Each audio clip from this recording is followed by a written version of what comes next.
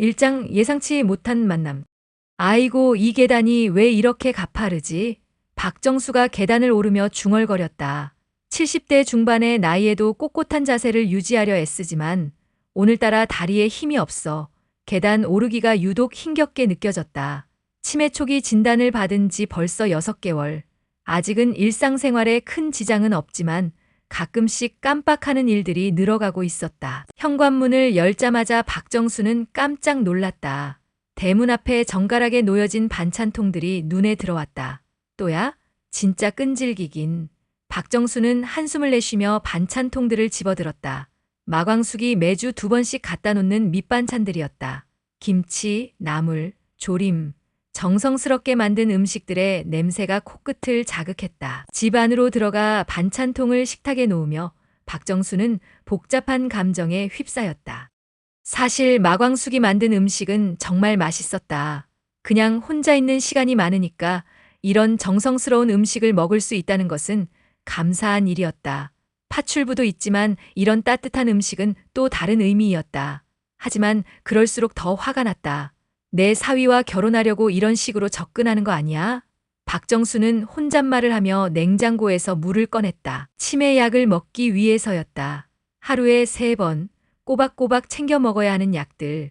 그 중에서도 가장 중요한 것이 치매 진행을 늦추는 약이었다. 한 회장, 자네가 그 여자한테 빠진 건 알겠지만 엄마는 절대 인정할 수 없어. 박정수는 아들 한동석의 사진을 바라보며 중얼거렸다. 15년 전 며느리를 잃고 홀로 2아이를 키우느라 고생한 아들이 이제야 새로운 사랑을 찾았다는 것은 기쁜 일이었다. 하지만 그 상대가 하필 마광숙이라니. 자기 딸은 죽은 상태에서 사위와 결혼한다는 것이 받아들여지지 않았다. 결혼한 지 열흘 만에 남편 잃은 여자가 뭐가 그리 대단하다고.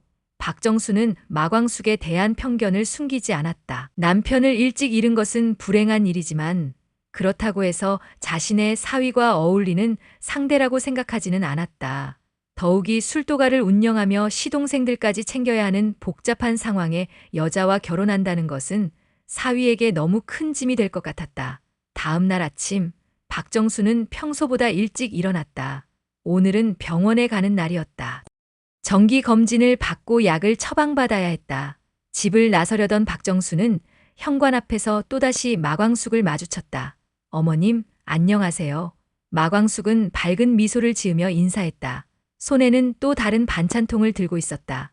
광숙 씨, 저에게 이런 걸 가져다 주실 필요 없어요. 박정수는 냉정하게 말했다. 아, 그냥 혼자 있는 시간이 많으시니까 뭔가 드실 게 없을까 해서요. 별거 아니에요. 마광숙은 어색하게 웃으며 반찬통을 박정수 앞에 내밀었다. 마음은 알겠는데 저희 집에 찾아오지 마세요. 박정수는 매몰차게 말했다. 하지만 마광숙은 포기하지 않았다. 어머님, 제가 동석 씨와 결혼하고 싶어서 이러는 게 아니에요. 그냥 혼자 계시는 게 걱정되어서. 걱정은 무슨 걱정. 저는 혼자서도 잘 살아요. 그러니까 이제 그만 오세요. 박정수는 반찬통을 받지도 않고 집 안으로 들어가 버렸다. 마광숙은 잠시 서 있다가 반찬통을 현관 앞에 놓고 돌아갔다. 하지만 마광숙이 돌아간 후 박정수는 현관문을 조금 열고 밖을 내다봤다. 마광숙이 뒷모습이 멀어져 가고 있었다. 어깨가 조금 처진 것 같았다. 아이고, 내가 왜 이러나. 박정수는 반찬통을 집어들며 복잡한 신경이었다. 마광숙이 마음을 모르는 것은 아니었다. 진심으로 걱정해주는 것도 알고 있었다. 하지만 그럴수록 더 경계하게 되었다. 며칠 후 박정수는 평소처럼 약국에 다녀오는 길이었다. 치매약을 새로 처방받았고 의사는 꾸준히 복용하면 진행을 늦출 수 있다고 했다. 하지만 요즘 들어 깜빡하는 일이 더 잦아졌다. 집으로 향하던 박정수는 갑자기 멈춰섰다. 주변이 낯설게 느껴졌다. 분명히 집으로 가고 있는 길인데 어디로 가야 할지 모르는 듯했다. 여기가 어디지? 박정수는 당황했다. 방금까지도 멀쩡했는데 갑자기 머릿속이 하얘졌다. 주변을 둘러봐도 익숙한 풍경이 보이지 않았다. 내가 누구였지? 어디로 가려고 했지?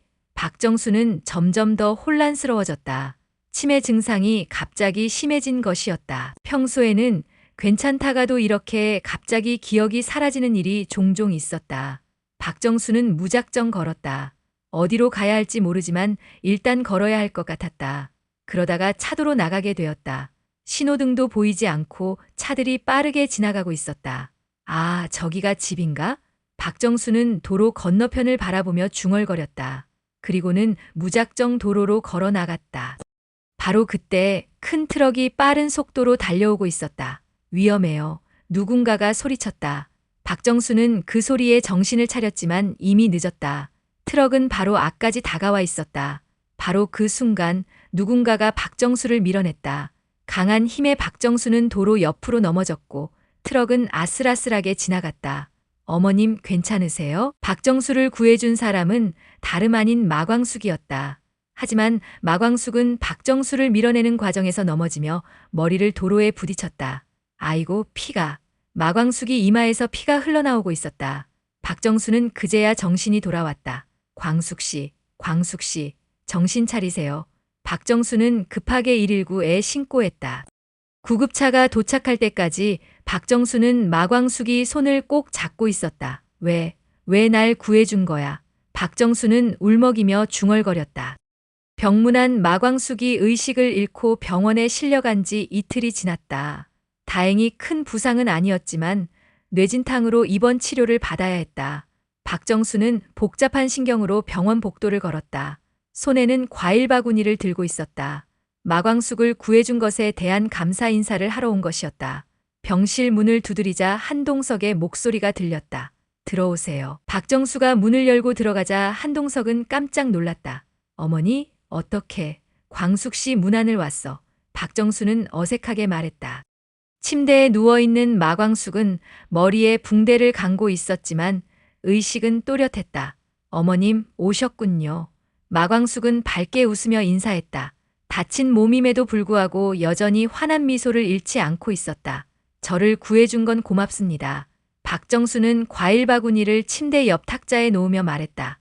별 말씀을요. 당연한 일을 했을 뿐이에요. 마광숙은 여전히 웃고 있었다. 하지만 그렇다고 해서 결혼을 허락하는 건 아니에요. 박정수는 냉정하게 말했다. 한동석은 장모의 말에 당황했다. 어머니, 한 회장, 자네는 잠깐 나가 있어. 광숙 씨와 할 말이 있어. 박정수의 말에 한동석은 어쩔 수 없이 병실을 나갔다. 이제 병실에는 박정수와 마광숙만 남았다. 광숙 씨, 저를 구해준 건 정말 고마워요. 하지만 그렇다고 해서 제 마음이 바뀌는 건 아니에요. 박정수는 의자에 앉으며 말했다. 어머님, 저는 정말, 들어보세요. 저는 당신이 나쁜 사람이라고 생각하지 않아요. 오히려 좋은 사람이라는 걸 알고 있어요. 그래서 더 걱정되는 거예요. 박정수의 목소리에는 복잡한 감정이 섞여 있었다. 저희 한 회장은 이미 한 번 아내를 잃었어요. 그 아픔이 얼마나 큰지 당신도 알 거예요. 남편을 잃어봤으니까요. 마광숙은 조용히 박정수의 말을 들었다. 한 회장이 다시 그런 아픔을 겪을까봐 무서워요. 특히 당신은 상황이 복잡하잖아요. 시동생들도 있고 술도가도 있고. 어머님, 저도 나이를 먹어서 치매까지 앓고 있어요. 머지않아 한 회장한테 짐이 될 거예요. 그런데 당신까지 복잡한 상황이면 한 회장이 감당할 수 있을까요? 박정수는 솔직한 마음을 털어놓았다. 어머님, 저는 동석 씨한테 짐이 되지 않으려고 해요. 오히려 제가 동석 씨를 도와드리고 싶어요. 마광숙은 진심을 담아 말했다. 당신 마음은 알겠어요. 하지만 현실적으로 생각해 보세요. 당신은 시동생 넷을 책임져야 하고 술도가도 운영해야 해요. 거기에 한 회장과 결혼까지 하면 얼마나 힘들까요? 힘들어도 괜찮아요. 사랑하면 뭐든 할 수 있어요. 마광숙이 목소리에는 확신이 담겨 있었다. 사랑. 그래요. 사랑은 좋지요. 하지만 사랑만으로는 안 돼요. 현실적인 문제들이 너무 많아요. 박정수는 한숨을 쉬었다. 어머님, 그럼 제가 어떻게 해야 어머님 마음에 들까요? 마광숙이 물었다. 글쎄요. 일단 당신들이 정말 서로를 사랑하는지부터 확인해야 할 것 같은데요. 박정수는 잠시 생각하더니 말했다.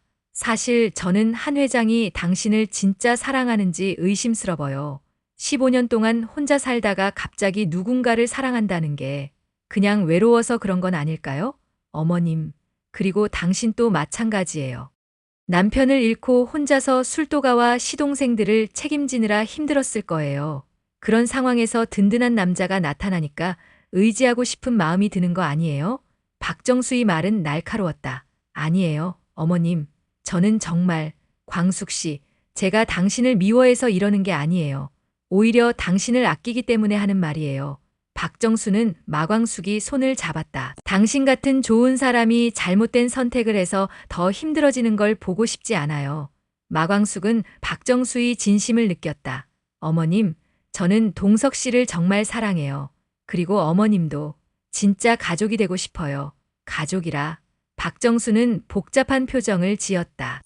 어머님, 제가 어머님께 반찬을 가져다 드리는 이유도 정말 동석 씨 때문이 아니에요. 그냥 혼자 있는 시간이 많으셔서 걱정되어서예요. 마광숙이 목소리에는 진심이 담겨 있었다. 사실 저도 시어머니가 없어서 어머님 같은 분이 계시면 얼마나 좋을까 생각했어요. 당신, 박정수는 마광숙이 말에 마음이 움직였다. 어머님, 저 정말 어머님을 모시고 싶어요. 아들 며느리로서가 아니라 진짜 딸처럼요. 마광숙이 눈에 눈물이 맺혔다. 박정수도 감정이 복받쳐 올랐다. 마광숙이 진심을 느낄 수 있었다. 광숙 씨, 당신 정말, 어머님, 제가 부족한 건 알아요. 하지만 정말 열심히 할게요. 어머님한테도 잘하고 동석 씨한테도 잘하고. 아이고, 이 애가 울지 마세요. 아픈 몸에 울면 안 돼요. 박정수는 마광숙이 눈물을 닦아주었다. 그때 병실 문이 열리며 한동석이 들어왔다. 어머니 오래 이야기하시네요. 한동석은 두 사람의 분위기를 보며 의아해하였다. 한 회장, 자네도 와서 앉아. 박정수는 한동석을 불렀다. 어머니 뭔가 결정하신 게 있으신가요? 한동석이 조심스럽게 물었다. 글쎄요. 아직은 모르겠어요. 하지만 박정수는 마광숙을 바라보았다. 이 사람이 저를 구해준 건 고마워요. 그리고 진심도 느꼈어요. 한동석은 어머니의 말에 희망을 품었다. 하지만 그렇다고 해서 당장 결혼을 허락할 수는 없어요. 좀 더 지켜봐야겠어요. 박정수의 말에 한동석은 아쉬워했지만 마광숙은 이해한다는 듯이 고개를 끄덕였다. 어머님, 시간을 주셔서 감사해요. 광숙 씨, 그런데 앞으로는 너무 자주 오지 마세요. 저도 부담스러워요. 박정수는 여전히 쌀쌀맞게 말했지만 정과는 다른 느낌이었다. 네, 어머님. 그런데 혹시 아프시거나 필요한 게 있으시면 연락 주세요. 마광숙은 웃으며 말했다. 알았어요. 이제 푹 쉬세요. 아픈 몸에 말을 너무 많이 했네요. 박정수는 자리에서 일어났다. 어머니 모셔다 드릴게요. 한동석이 말했다. 아니네. 제가 알아서 갈 테니까 자넨 광숙 씨 옆에 있게. 박정수는 마광숙을 바라보며 말했다. 광숙 씨 빨리 나으세요. 네, 어머님. 조심히 들어가세요. 박정수가 병실을 나간 후 한동석은 마광숙에게 물었다. 어머니가 뭐라고 하셨어요? 아직은 허락 안 하신다고 하셨어요. 하지만 조금은 마음이 움직이신 것 같아요. 마광숙은 희망적으로 말했다. 정말요? 네, 처음보다는 훨씬 따뜻하게 대해 주셨어요. 마광숙은 박정수와의 대화를 떠올리며 미소를 지었다.